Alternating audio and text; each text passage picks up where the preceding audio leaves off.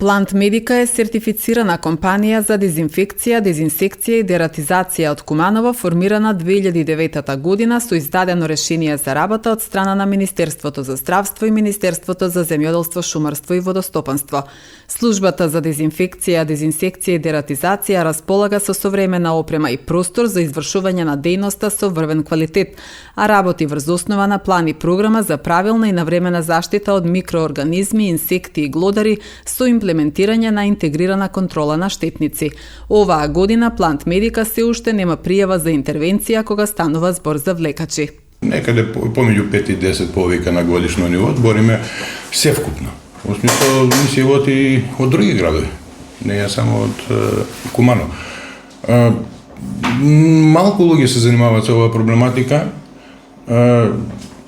Во случај да му влезе во дом, тоа се залутени единки, најчесто по храна или збунети. Се случува да имаме повик и да реагираме.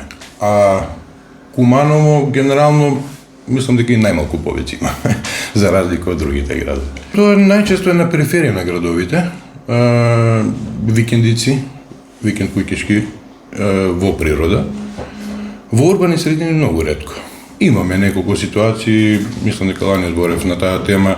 Имавме во еден смог, планински смог во багажник од авто донесено на мајстор од Велес, например. Такви работи се случуваат.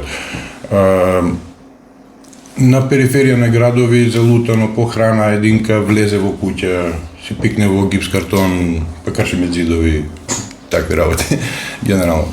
Кај нас по литература имаме некаде околу 16 вида детерминирани на Македонија, од кои само 3 се отровни, подскок шарка и еден вид на смог.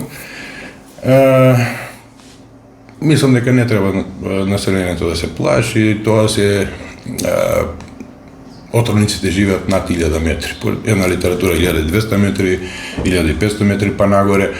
Можно е тука нешто малку на некоја пониска надморска височина поскоко да се јави.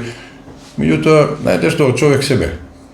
Змиите бегат од човекот, човекот бега од змиите и ретки инцидентни се ситуации, дека што во одење, под камен, наседнување, у такви ситуации можеме да ја преплашиме и она да реагира и да имаме каснување. Смоковите не се опасни, тие немаат отровни желези, колку што знам, професорите од факултетот подобро го знаат тоа, меѓутоа од искуство мојот толку години знам дека смоговите не се отровни. Имаме ситуација, мислам дека беше лани на Октомврска револуција, К1 од К2, 3, не е битно. Не знам, навистина еден прекрасен пример беше од некаде околу 2 метри. Беше заглавен, односно бараше остапка во панелот за струја. Кај осигурачите беше малку незгодно да го отстраниме, го чекаме скоро преку 24 часа ствари, да излезе, да може да го заловиме и безбедно да го пуштиме во природа. Како има залутано, стварно не знам, треба да се помине толку булевар од едната страна, од другата страна, се веќе исто комплексни згради, меѓутоа се случува. Дератизација е прва законска мерка, во рамки на законот имаме задолжителни во нашиот закон за заштита на населението од заразни болести, од кој што ние имаме добиена лиценца, по кој што ние имаме добиена лиценца, предвидува 2 дератизации минимум годишно на општинско ниво. Дератизација како мерка е практична работа. Значи сите ние сме сведоци дека во нашите домови, во нашите работни простори од време на време влегуваат глодари кои што вршат контаминација на животната средина, нашата животна средина, нашите живеалиште едноставно. И мислам дека законот во тој поглед е во ред. Дератизација се врши исклучиво во шахти, со нижење на мамци, да кажеме, на конец, или ако е сува шахта се остава долу.